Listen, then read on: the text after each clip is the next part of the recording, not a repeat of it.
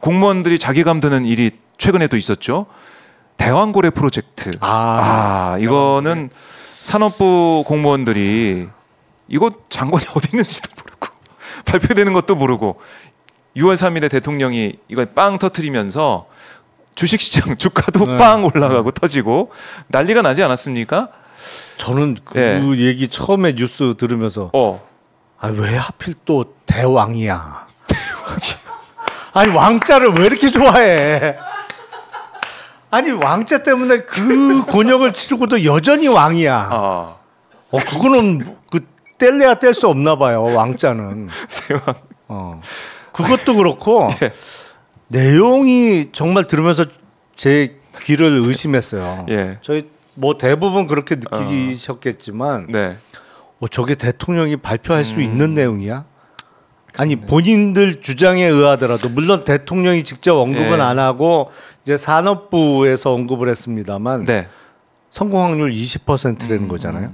그 20%도 사실 근거가 없어요. 액트지오의 설립자 입에서 나온 게 20%이기 때문에 그냥 20%로 알려진 건데 주장에 의하더라도 그러면 실패할 가능성이 80%잖아요. 그렇죠. 물론 자원 개발이라는 게 늘 리스크가 큰 일이기 때문에 뭐 100%를 보고 들어갈 수는 없는 거죠. 뭐 성공 확률 20% 아니라 10%라도 도전해 볼 만한 일이라고 생각을 합니다.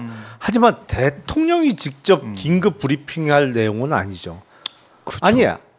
넉넉하게 잡아도 그들의 주장에 의하더라도 실패 가능성이 80%인데 리스크도 있다 그러고 막 대통령이 직접 브리핑을 하면서 뭐 어마어마한 가치가 있는 소위 얘기하는 2,000조, 2,200조, 2,200조 뭐 삼성전자 시총의 5배. 아니 이거는 나가도 너무 나가는 얘기잖아요. 정말 산유국의 꿈을 너무 세게 꾸게 했어요 지금. 그리고 그거는 제가 보기엔 한국석유공사 사장 정도가 발표해도 충분히 넉넉해요. 아니면 보도자료 형태로 해서 이게 이렇게 실패 가능성도 높지만 우리가 성공 가능성을 위해서 이 정도 소위 투자를 해볼 만하다고 판단했습니다. 그래서 시추를 다시 한번 시도해 보겠습니다. 왜냐하면 시추를 안 해본 게 아니잖아요. 그동안 쭉 동해에서 많이 해왔. 뚫었었잖아요. 나오기도 했었고 진짜. 뭐 일부 나왔습니다만 그리고 우드사이드에서도 3개의 시추공을 박았었는데 뭐 실패했고 사업성이 없다고 판단하고 떠났죠. 그 곳을 다시 시추하는 것이니까 이거는 아무리 따져도 대통령이 직접 나설 일은 아니거든요. 아니 시추를 해서 정말 매장량이 확인이 됐어요. 확인됐다. 그리고 사업성도 확인이 됐어. 생산성이나 뭐 이런 게. 그러면 대통령이 할 수도 있겠죠. 하지만 지금 시추 전에 성공 확률보다는 실패 가능성이 높은 상황에서 이걸 대통령이 직접 나서갖고 마치 뭐 우리나라 1년 전체 GDP가 곧 발견이 될 듯한 뉘앙스로 본인께서 하신 것도 아닙니다만 발표를 하면서 주식시장이 요동치게 만든다? 아니 저는 이해가 안 되는 게 이런 중요한 사항을 장중에 발표하는 게 말이 됩니까 이게? 어떻게 보세요? 그것도 이상하죠. 사실은 전문가시잖아요, 의원님이.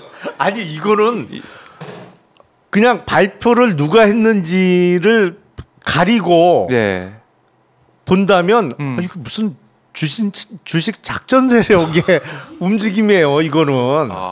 그렇게 볼 정도로. 대통령이 했다는 것만 가리고 어떤 사람이 거기에서 8강구에서 뭐 2,200조 얘기를 하면서 그래서 이제 성공 가능성이 매우 높다라고 10시에 9시에 장 시작했는데 10시에 발표를 하고 그다음에 주가 움직이는 거 보면 완전 주식 작전 세력이죠. 작전 세력.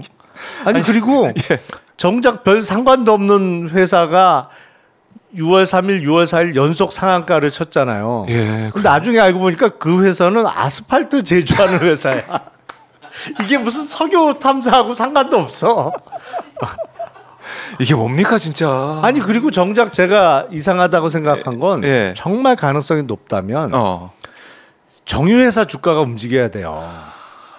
그렇잖아요. 아니 우리가 대부분 그렇죠, 우리는 그렇죠. 이제 중동산 원유를 많이 수입하니까 거기서부터 큰 배로 싣고 와서 우리나라에서 정유를 해서 파는 거잖아요. 근데 만약에 포항 앞바다에서 석유가 나와, 그러면 일단 물류 비용이 확 줄어들잖아요. 그럼요. 바로 뭐 거기서 사실은 그 정도 대통령의 발표대로 양이 나온다면 배로 움직일 게 아니고 파이프라인을 깔 수도 있는 거죠. 파이프라인을 깔아가지고 바로 그냥 정유회사 와서 거기서 그냥 정제해서 휘발유도 만들고 뭐 납타도 만들고 그렇죠, 이러면 정유회사의 수익성이 확 좋아질 수밖에 없는 거잖아요. 그러면 정유회사 주가가 확 움직여야 돼요. 6월 3일 조금 움직이다가 그 다음 날부터 오히려 좀 떨어지는 회사들이 많아요. 야, 그것도 저희가 생각 못했던 부분이네요. 그러니까 시장의 판단은 냉철하다. 안 믿는다는 얘기죠. 결론은 안 믿는다는 얘기예요. 시장은 이거 사기야 뭐 이런 느낌이 들 정도로 반응 안 하고 있다. 왜냐하면 아까 언급했던 아스팔트 제조 회사가 이틀 연속 상한가 친 회사는 시총이 작아요. 시총이 불과 뭐 한 2, 3천억 수준이었던 회사예요. 정유회사는 아시겠습니다만 시총이 대부분 10조가 넘는 회사입니다. 그러니까 이거는 웬만큼 뭐 주문 넣어갖고 움직이질 않아요. 그렇네. 움직일 수가 없겠네. 뭐 움직일 수 있는 이걸 움직이려면 조 단위 이상이 동원이 돼야 움직이는 거죠. 그러니까 뭐 이렇게 냄새가 나네요. 이렇게 시총 작은 데가 상한가 가고 연속 상한가 가고 이런 것들. 정작 움직여야 될 회사 주가는 별로 안 움직이고, 근데 유일하게 지금 움직이고 있는 주가가 그 가스공사인데. 가스공사는 계속 오르긴 오르더라고요. 근데 가스공사 주가가 왜 움직이는지는 모르겠어요. 저도. 가스공사는 사실은 가격을 사실상 정부에서 통제하잖아요. 정부에서 가스 가격을 올려줘야 이 정도 받아라 라고 해야 그 가스공사의 수익성이 개선되는 거고, 그래서 지금 가스공사의 사장으로 계신 분이 이 가스값 올려달라고 계속 청원을 내고 있는 거잖아요. 맞습니다. 근데 정작 가스공사의 주가는 움직여서 올랐고 임직원들은 팔아. 저는 충격적이더라고요. 그리고 기관도 팔았어요. 국민연금에서 많이 또 팔아서 수익 실현했다는 얘기 들었는데. 아니 왜냐면 가스공사가 주식시장에 상장된 이후로 이번이 첫 상한가를 맞았다는 거 아니에요. 야, 뭐 진짜 역사적으로 뭐 그러니까 25년 만에 처음이었던 기록을 쓰네요. 야. 그러니까 이게 너무 이상하고, 아브레오 고문 와가지고 기자회견하고 하는 모습도 리스크 얘기를 하고 20% 가능성 얘기하고 하는데, 이번에 국민 놀란 게 그 1인 회사 거의 아니겠습니까? 1인 회사. 사실상 1인 회사라고 텍사스의 그 가정집에서 있는 그 회사와 국가적인 프로젝트를 맺었고, 그 알고 봤더니 법인세도 못 낼 정도로 영세한 사업체라고도 볼 수밖에 없는데, 거기에 우리 석유공사 찾아가가지고 뭐 확인해보고 알고 있었다는 거. 근데 정작 법인세 체납은 몰랐다는 거고. 그러니까 이상해요. 이것도 거의 수의계약 느낌이 나는 지정 경쟁 입찰을 해가지고 세 개만 참여해서 했다는 건데, 어디 참여했는지도 얘기도 안 해줘요. 그 세 개를 어떻게 찾았는지, 왜 아브레오 고문이 있는 액트 지역에 됐는지 너무나 의혹들이 계속 쌓여 있는데, 석유공사 측에서는 제대로 얘기를, 그러니까 국민들을 납득시키지 못하고 있습니다. 일단 데이터를 내놓지 않고 있잖아요. 언급하신 대로 사실상 1인 기업으로 보이고, 텍사스 휴스턴에 있는 가정집에 회사 주소를 두고 있었고, 그리고 장장 4년 동안 세금이 체납되어 있었고, 그리고 자료를 보니까 1년 매출이 우리나라 돈으로 4천만 원이 안 나오는 회사였어요. 그렇더라고요. 아니 그러니까 쿠팡맨 해도 1년에 4천만 원보다는 넘게 버는데. 그러면 그 아브레오 고문이 쿠팡맨을 했어도 매출이 그거보다 많이 나왔을 거예요. 근데 그러다가 갑자기 매출이 한 500만 불로 뛰죠. 맞아요. 그 매출 500만 불이 어디서 나왔을까? 대부분 한국 석유공사에서 올려준 매출 아닐까라는 생각이 들 수밖에 없고, 그리고 그 액트지오에서 분석한 결과를 검증했다. 라는 교수분도 알고 보니까 그 아브레우 고문하고 논문을 공동 저자로 썼던 사람이라 네. 이거 과연 맞냐? 이게 검증이 제대로 된 거냐? 신뢰성이 떨어져. 라는 예. 의문이 제기될 수밖에 없고 무엇보다도 호주의 우드사이드가 철수했잖아요. 네. 철수한 직후에 액트지오가 들어갔단 말이죠.